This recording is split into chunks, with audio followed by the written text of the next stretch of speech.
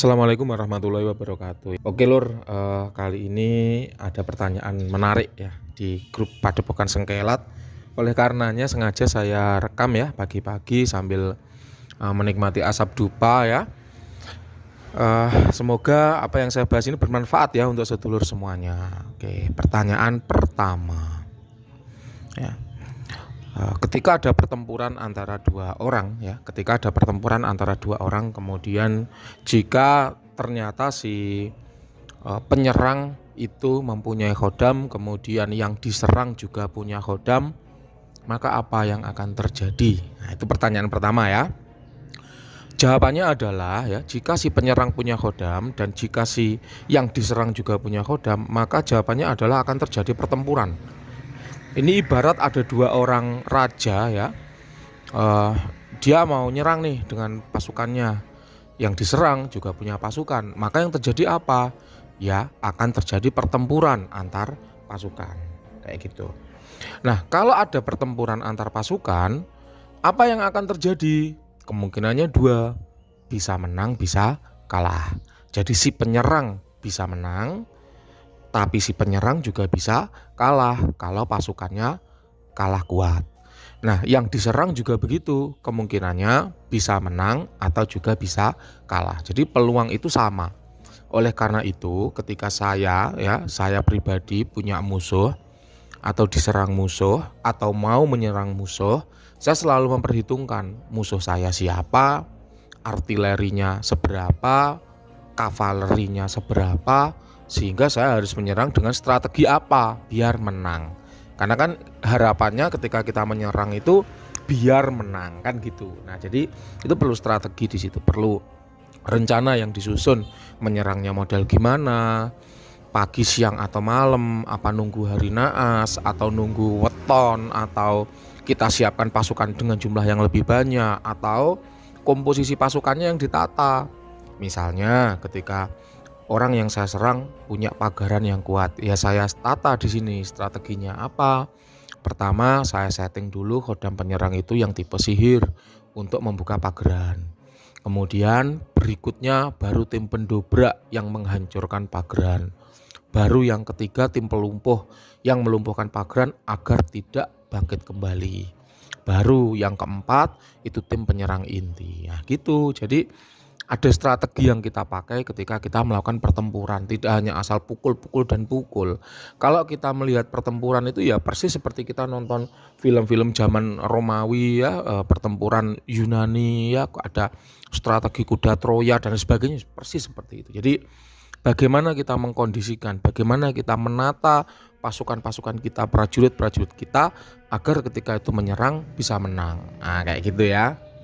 Oke, pertanyaan selanjutnya, kalau khodam atau pasukan kita mati, efek untuk kipernya apakah akan mati juga? Nah ini sebenarnya pertanyaan dasar atau wawasan dasar. Tapi karena orang itu seringkali hanya dihafal ya,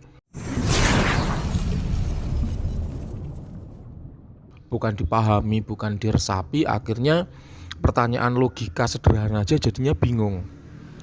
Sering saya katakan bahwa pasukan itu seperti khodam itu seperti pasukan yang kita miliki, seperti pasangan yang kita miliki. Saya mengibaratkan khodam itu seperti istri yang kita miliki. Kalau di pertanyaan yang pertama tadi saya ibaratkan khodam itu seperti pasukan yang kita miliki. Maka pertanyaannya akan menjadi begini, apakah kalau pasukan mati, rajanya juga ikut mati? Kan enggak gitu ya. Kalau pasukan mati ya sudah, mati aja pasukannya, rajanya tetap hidup. Anda lihat di sejarah-sejarah kuno seperti kerajaan Singasari ya, ketika bertempur dengan musuhnya, ketika kemudian kalah ya rajanya lari, mendirikan kerajaan baru kan gitu. Atau perumpamaan khodam seperti istri kita. Khodam seperti istri, kalau istri mati masa suaminya ikut mati? Kan enggak. Kalau istri mati suaminya paling ya kawin lagi kan gitu.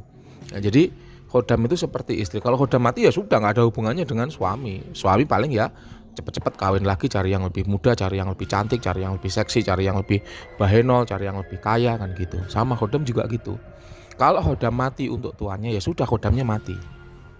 Tuannya ya mahar lagi kan gitu. Jadi itulah kenapa khodam dan tuan itu ya ada hubungan, tapi bukan hubungan sehidup semati, bukan. Ya paling ya itu tadi, khodamnya mati, tuannya kawin lagi kayak gitu ya. Gitu. Lalu apakah kalau manusianya mati, khodamnya juga ikut mati? Ini saya balik nih. Manusianya mati, khodamnya juga ikut mati? Jawabannya juga enggak. Ya. Khodam itu ketika membantu manusia ya seperti istri yang ikut suami. Kalau suaminya mati ya istrinya menjanda. Kalau janda ini masih ting-ting gitu ya dikawinin sama orang lain kan itu. Tapi kalau janda ini sudah tua ya udah dia tinggal beribadah menunggu sisa hidupnya, membesarkan anak-anaknya kan gitu. Sama khodam juga begitu. Ketika manusianya mati ya dia akan kembali ke alamnya. Menunggu apakah nanti akan ada orang yang meminta pertolongannya lagi untuk didampingi kan gitu kan ya. Ibarat janda tadi dikawini sama orang lain apa enggak, kayak gitu aja. Ya kalau enggak ya sudah dia di alamnya sana ya bekerja sehari-hari seperti kita, karena khodam itu juga seperti manusia. Ya, jadi ya dia punya kehidupan sebenarnya. Nah, itulah kenapa khodam itu tidak mendampingi manusia itu 24 jam full. Karena dia juga punya kehidupan di sana. Ya dia ya bekerja, dia punya keluarga. Kalau khodam itu kelas raja ya dia punya kerajaan yang harus dipimpin, punya negara.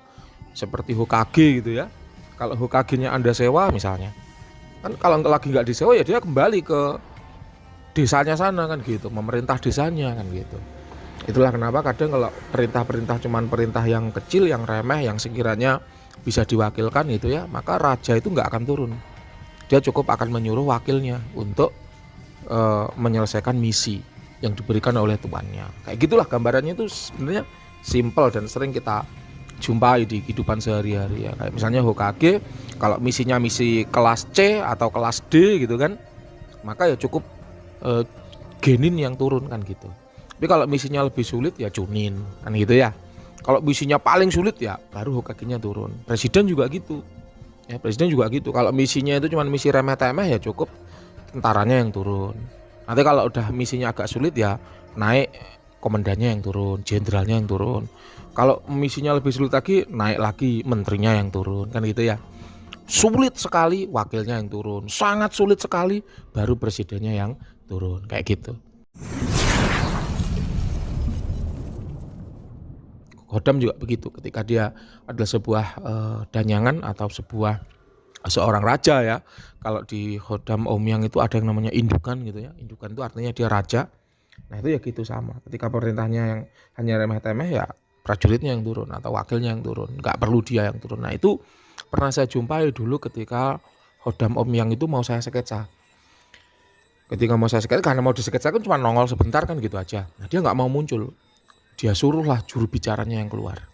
Ketika disketsa nggak muncul Omyang, yang muncul ya juru bicaranya itu. Baru ketika saya bicara ke guru saya, guru ini saya mau mensketsa Omyang, kenapa ketika disketsa kok nggak mau keluar ya Omyangnya? Terus dijawab, itu bukan salah yang mensketsa loh ya, itu karena sampean nggak memerintahkan si khodam Omyang ini untuk keluar kayak gitu. Coba perintahkan dulu untuk keluar. Caranya ada ubur rampenya ya, ada kopi pahit, rokok samsu dan sebagainya, adalah ya caranya ada. Nah setelah diperintahkan untuk keluar, kemudian difoto bendanya, disketsa, baru muncul si khodam Omyang itu baru muncul. Kayak gitu. Dan itu udah terjadi beberapa kali ya. Ada orang memahar Omyang di saya yang kelasnya mahal gitu ya.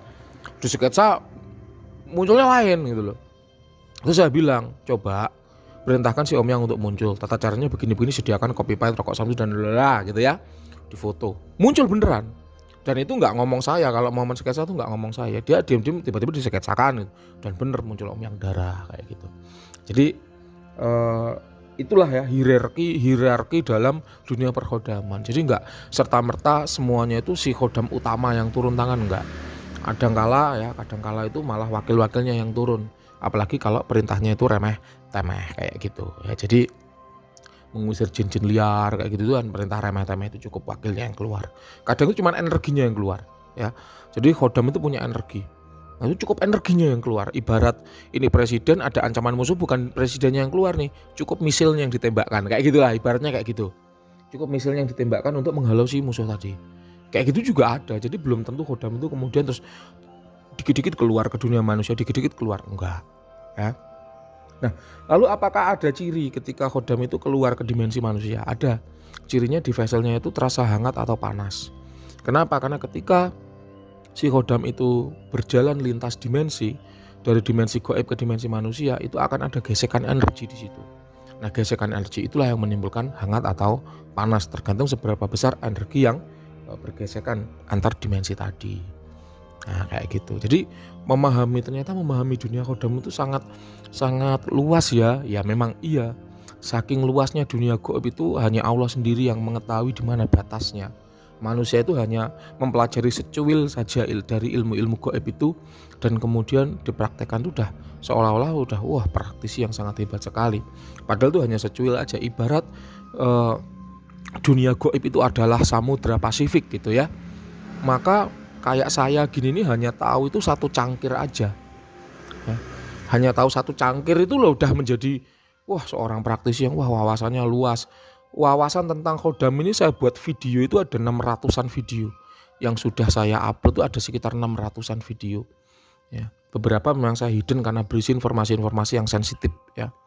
Beberapa saya privat. Termasuk dulu video-video yang awal-awal pasti banyak teman-teman yang merasakan, oh iya dulu berkomunikasi dengan khodam melalui pendulum itu ada videonya, pendulumnya bergerak itu ada videonya. Sekarang enggak, cuma melalui instruksi kata-kata aja. Kenapa? Karena itu konten sensitif. Ini konten sensitif. Nah, jadi total ada 600 video itu, padahal kalau saya ibaratkan baru satu cangkir aja. Ya, dari wawasan dunia gaib yang luasnya itu satu samudra Pasifik itu baru satu cangkir aja. Bahkan malah mungkin bisa jadi nggak ada satu cangkir. Gitu ya lur ya. Oke. Makanya jangan terburu-buru berpindah-pindah ya. Satu dulu tekuni, dalami sampai benar-benar ketemu dasarnya. Oh dasarnya itu begini toh, baru Anda beralih ke ilmu yang lain, cari benar-benar ketemu sampai dasarnya. Ketika ketemu dasarnya, ketika sudah ketemu pondasi dari ilmu tersebut atau soko guru dari ilmu tersebut, maka untuk menjelaskan suatu fenomena yang gaib itu mudah gitu. Karena kita paham, bukan hanya hafal. Kita lanjut ya, pertanyaan selanjutnya yaitu dari Muhammad Saleh ya, Muhammad Saleh. Maaf mas, emang khodam bisa mati ya? Sepengetahuanku jin itu berumur panjang sampai kiamat tiba. Jawabannya bisa mati ya. Khodam itu bisa mati, jin itu bisa mati. Karena jin itu sama seperti manusia. Saya sudah sering katakan ya bahwa jin itu seperti manusia. Butuh makan, butuh minum, butuh berak, butuh kencing ya. Dia kawin, jatuh cinta, beranak, sakit, capek, mati ya bisa. Jadi walaupun umurnya panjang tapi dia bisa mati, bisa dibunuh ya. Kalau memahami dunia jin itu pahamilah dunia manusia. Manusia itu kan umurnya panjang. Kalau dibandingkan sama kambing panjang manusia, apakah manusia bisa mati? Ya bisa. Manusia lahir mati banyak. Manusia umur 1 tahun mati banyak. Kambing itu 2 tahun 3 tahun ya. 2 tahun 3 tahun manusia mati banyak. 10 tahun mati banyak. 20 tahun mati banyak. 30 tahun berangkat kerja tabrak truk mati banyak. 40 tahun mati banyak. 80 tahun nggak mati-mati juga banyak. Nah, jadi walaupun manusia itu berumur panjang ya, ibaratnya lebih panjang dibandingkan kambing, sapi ya, kura-kura, ikan misalnya ya. Tapi ya manusia tetap bisa mati ya, sama jin juga begitu. Jin berumur panjang ratusan ribuan tahun, iya benar, tapi tetap bisa mati juga. Jin yang umur 1 hari lahir mati banyak ya. Misalnya jin itu lagi hamil misalnya ya, kemudian ketemu nih sama orang sosokan yang ngetes ilmu, dibunuh.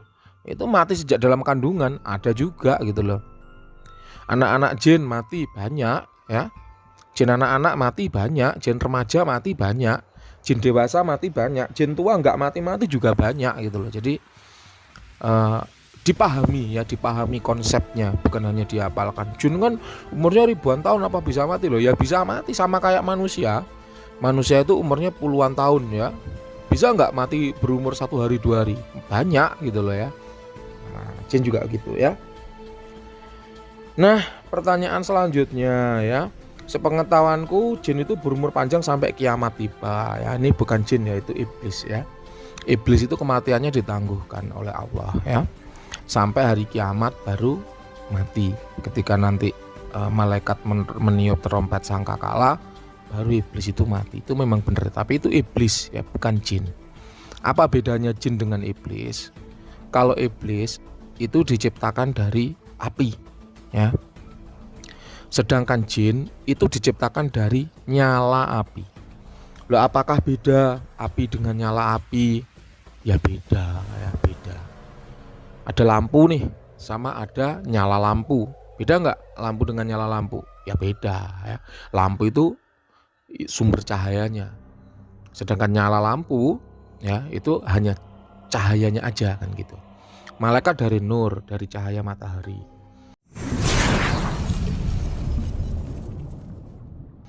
Beda nggak matahari dengan cahaya matahari? Beda gitu. Yang kita terima sampai ke bumi ini cahaya matahari, bukan mataharinya gitu, ya. Oke, kemudian ada lagi yang tanya, ngapunten Mbah, kalau demon bagaimana Mbah? Nah ini ya, kita nggak bahas dunia demon ya. Kenapa? Karena wawasan saya tentang demon ini sedikit. Saya kalau bahas takut salah. Ya silahkan, kalau masalah demon Anda bisa mencarinya dari literatur lain ya, dari orang lain atau dari sumber lain. Kayak gitu. Oke, sekiranya itu ya yang bisa saya bahas pada pagi hari ini. Silakan kalau ada yang kalau ada yang kurang jelas boleh ditanyakan di kolom komentar, ketik aja nanti akan saya jawab. Terima kasih. Assalamualaikum warahmatullahi wabarakatuh ya. Ada kurang lebihnya mohon maaf. Selamat pagi, sukses selalu untuk kita semua.